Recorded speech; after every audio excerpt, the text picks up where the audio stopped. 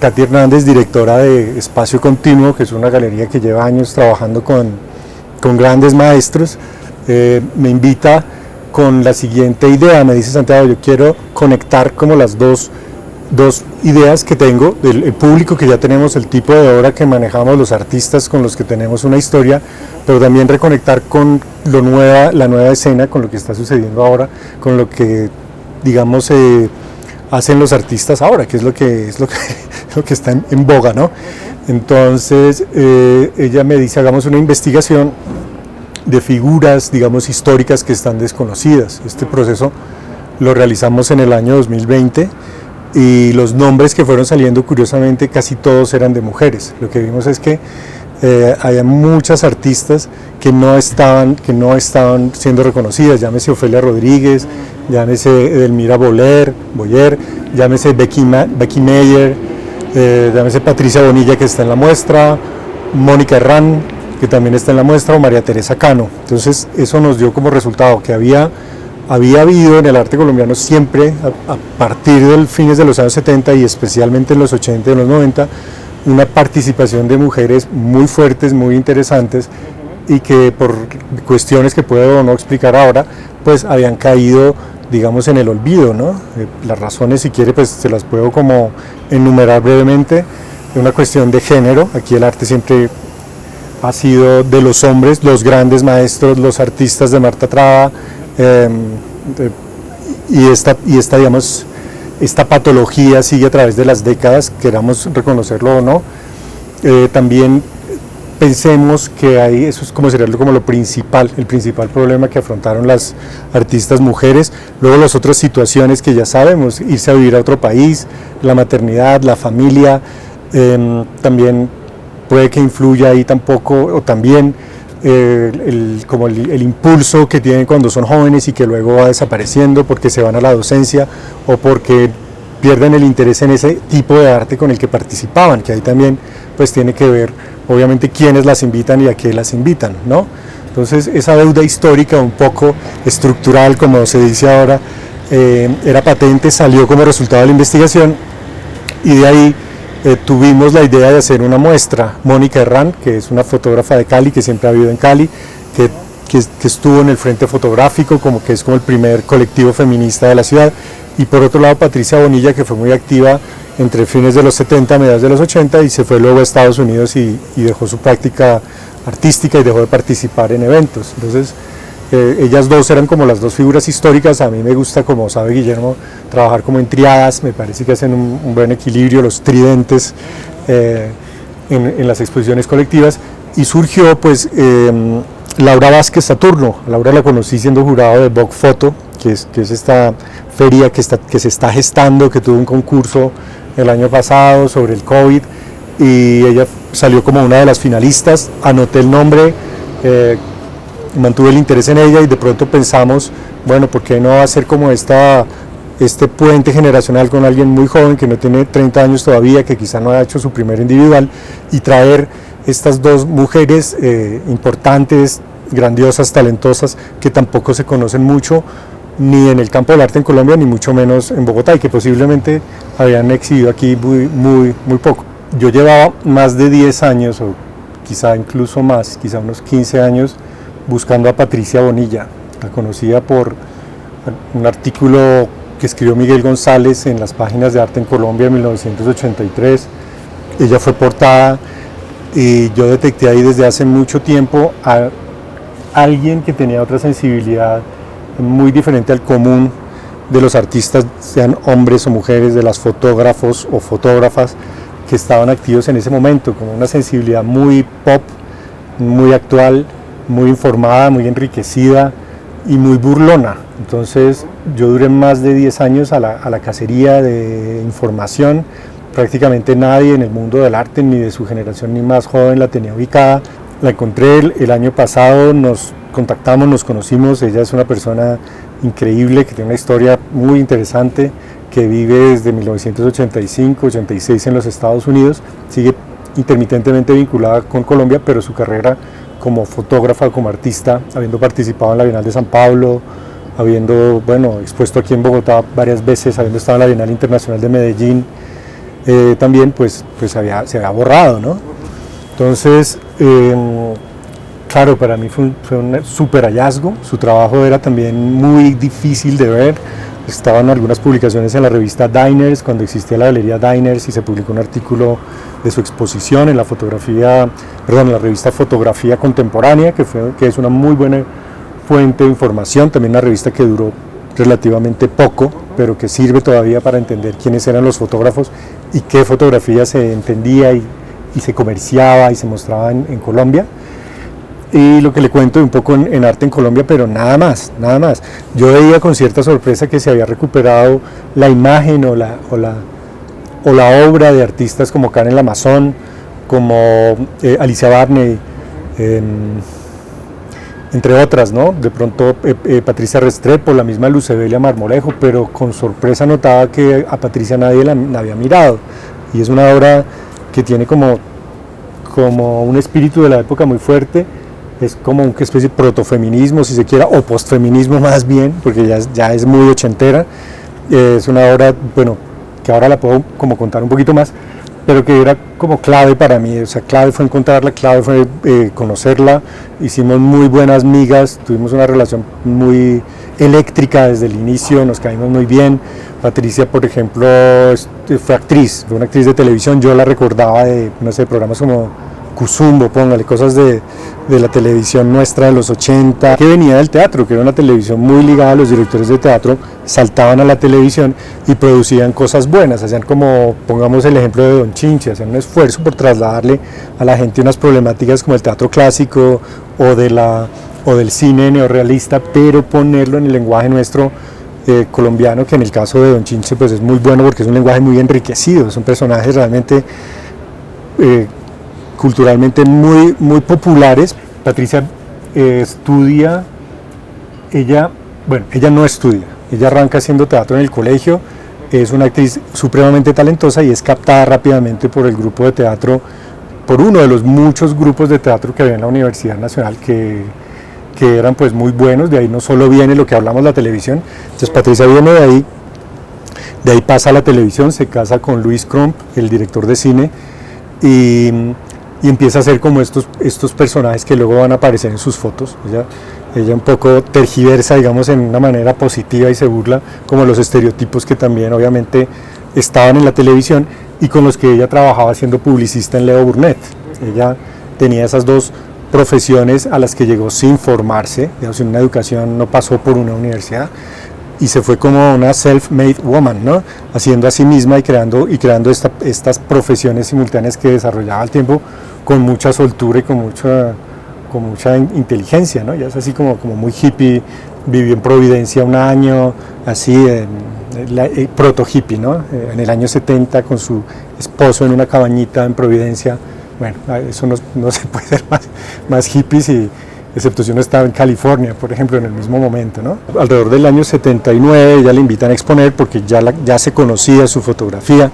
A ella le invitan a exponer alrededor del año, ella cuenta esa anécdota en un diario de Cali de una forma así bien divertida, porque le invitan como en el año 80-81 y ella arranca como que dice, bueno, yo no sabía dibujar, no sé pintar, pero usaba el Kodalit que es como casi una fotocopia en un acetato, en un plástico transparente. Es una tecnología que se usaba para hacer pruebas por su misma transparencia, pruebas de color y para elaborar bocetos. Y los empieza pues a hacerse sus fotos, sus autorretratos, y los empieza como a pintar con colores, o también a colocarles cosas cortadas, como collage, ¿no? Entonces ese procedimiento ella lo va perfeccionando, lo va puliendo y va fabricando unas obras que usted puede conectar, si se quiere, con Joseph Cornell, ¿no? Hay una idea de la construcción de la caja, las primeras son cajas, que es lo que intentamos reproducir en la exposición, que tiene que ver, ¿por qué no?, con las cajas de Álvaro Barrios, es decir, como pequeños dioramas que se van construyendo para crear, como en la obra de Barrios, unas ficciones personales posmodernas, ¿no? Realmente posmodernas. Porque son críticas frente a lo que se hace, y la caja y el collage pues operan como opera el discurso que el artista está diciendo, ¿no? Hay esa integralidad entre una técnica que se corresponde a una concepción conceptual de lo que se quiere decir. El trabajo de Patricia realmente son los estereotipos de la mujer colombiana, la puta, la solterona, la viuda, la loca, la hippie. Entonces ella empieza a construirse ella misma como esos personajes y busca estos escenarios. Se hace las fotos, trabaja con un obturador a distancia o con un temporizador, o sea, ella misma hace todo el trabajo, no lo hace con asistentes. Es un trabajo por ende íntimo, como muy, muy personal, y eso lo ve uno en cada trabajo. Se decidió igual de una manera pues hasta generosa, diría yo, tenerla como la artista que más obras muestra 12 obras frente a 3 trabajos de Mónica y 3 trabajos de Laura. Estas 12 obras pertenecen al periodo entre el 81 y el 84 más o menos, que cubren casi toda la totalidad de la producción, por lo menos de esta serie, el Colombia Color, y decidimos, después de hacer pruebas de impresión sobre papel, sobre metal, hacerlo en caja de luz, porque la caja de luz nos ayudaba como iluminando desde atrás a recrear el Kodalit, que uno pudiese sentir cómo es que ella trabajaba y cuáles son los efectos que buscaba, las capas, lo translúcido, pero también que el collage, que el trabajo de collage, digamos, un poco se pusiera más al frente, ¿no? y que se ganara como la profundidad que uno ve que ella quería tener, esa profundidad que da la diapositiva, que da el negativo cuando se mira, ¿no?, a la luz, y que el Kodalit la tiene, ¿no? Esa cosa de la vieja fotografía química análoga, que usted sabe que a mí pues, me interesa.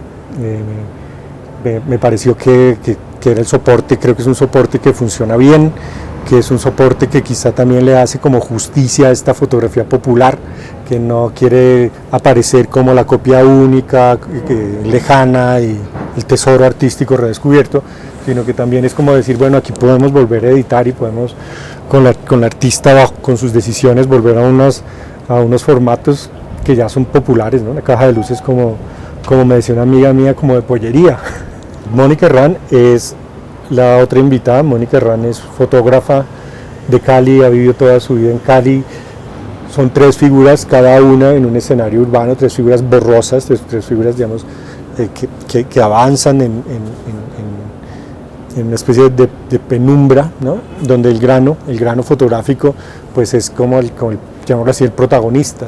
Si uno las mira bien, pues encuentra que ahí está la poética de los artistas de Cali, ahí está todo el tema de aparición y desaparición de Óscar Muñoz, o ahí están las fotografías de Fernel Franco, sus retratos de ciudad, o sus grandes escenas de plazas públicas de América Latina donde la gente va y viene. Hay una poética de la memoria, de la desaparición, de la pérdida, de la violencia, ilustrada, llamémoslo así, con esos 3 personajes que también, ¿por qué no?, pues se parecen mucho a las figuras de Alcántara Herrán, ¿no? Estos monstruos humanos que él retrató, ¿no? Esas figuras de la violencia de los 50 o de la violencia narco de los 90, y hoy tan revividas, ¿no? Hoy a la luz del paro, pues cuando vemos a todos estos civiles armados, encapuchados, apareciendo, disparando a la multitud, y que sabemos quiénes son, pero no sabemos quiénes son, pues son esos entes naturales que uno puede encontrar en los trabajos de Mónica. Son 3 obras de gran formato,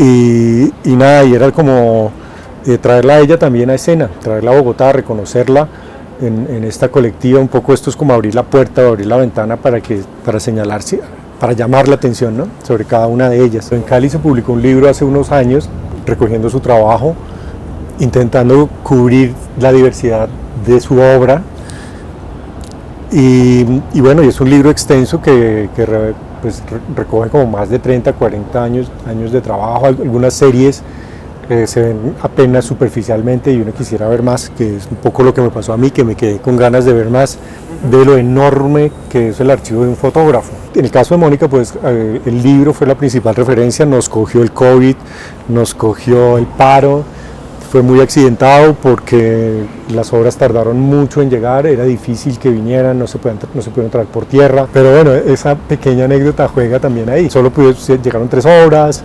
de lo poco que alcanzamos a ver, ella no alcanzó a revisar mucho de su archivo, la invitación pues fue un poquito sobre el tiempo, no hubo mucho trabajo previo como si lo hubo con Patricia, y con Patricia veníamos conversando desde noviembre seguido y conversamos mucho. Con Mónica todo ha sido como muy, muy cortado, pero casi que que milagrosamente se logró que la obra llegara y que ella lograra estar en la exposición. Laura Vázquez Saturno es la tercera invitada a la exposición con esta serie Los días y los vecinos que no sabía que tenía. Son retratos, porque son retratos, ¿no? Bueno, son tomas, es una serie completa construida desde su terraza.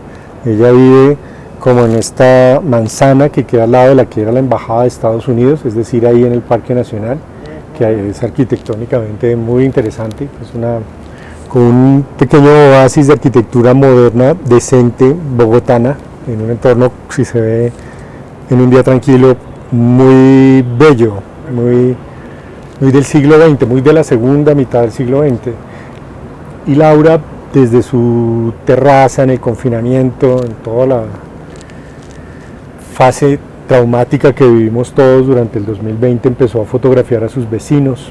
Esta es una fotografía seriada, indéxica, localizada en una esquina, digamos, en unos pocos metros cuadrados, de una forma, sí, también metódica. Escogió el blanco y negro, escogió ciertas horas del día, y de una forma, por ende, obsesiva, ¿no?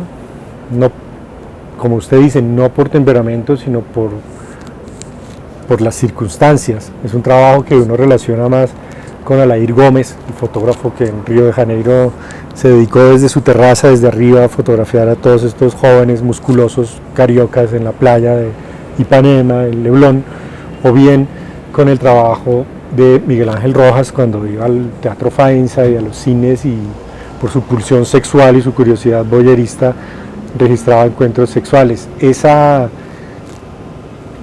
intención a mí me llamó la atención. Me parecía interesante que, así como esos trabajos clásicos de la fotografía latinoamericana fueron hechos en blanco y negro, pues aquí aparecía alguien que también estaba como haciendo un homenaje a ese tipo de fotografía, a ese blanco y negro que uno relaciona, puede ser, con todo el periodo de las dictaduras latinoamericanas, con estos ambientes opresivos de seguimiento y de pesadez, pero también con la novela policíaca, con cierto tipo de imagen muy cinematográfica que obviamente lo lleva a uno a pensar, vamos a decirlo, hay que decirlo, con Blow Up de Antonioni, ¿no? Sobre la cual se ha elaborado y se ha dicho y se ha pensado tanto. En el trabajo de Laura a mí me gustó eso, me gustó la calidad de la fotografía, me parecía que en el contexto de la muestra le traía un presente, que es el presente del confinamiento, y le traía algo que ya hemos visto en las otras dos fotógrafos, y es el retrato. En este caso no el retrato como buscado, que es el caso de Mónica Herrán, que se ve que hay una idea de pose también en esos entes naturales vaporizados, siniestros, y tampoco es el retrato burlón muy estudiado y preparado de Patricia Bonilla. Aquí lo que vemos es a los bogotanos sufriendo la soledad y la desolación, ¿no? Y la incertidumbre. Entonces es un momento histórico que duró poco, que ya no se va a volver a dar, por lo menos de la forma en que se dio, y que fue aprovechado por una fotógrafa en la tradición de la fotografía de lente, en la tradición del fotógrafo cazador, ¿no? Que francotirador, que va y dispara cuando la persona va y se asoma y aparece detrás de una cortina. Entonces la víctima, digamos, es la que produce la escenografía, y cada apartamento de cada persona es el teatro de operaciones, o es el lugar como donde ese pequeño drama sucede. Entonces uno ve a la gente apareciendo entre la luz y la sombra, y los ve también apareciendo como dentro de su introspección, que eso también me parece interesante. Ahí jugamos con esta introspección de los autorretratos de Patricia, que son más estudiados, pero aquí pues es gente que no supo nunca que la estaban fotografiando. En esencia es eso, me gustaba tener como alguien de otra generación, alguien muy joven que está empezando, que también es una fotógrafa, y que completa como ese triángulo, ¿no? Pues ahí de fotografía actual, recién hecha, recién salida del horno, con un tema de hoy tratado como si fuese de ayer.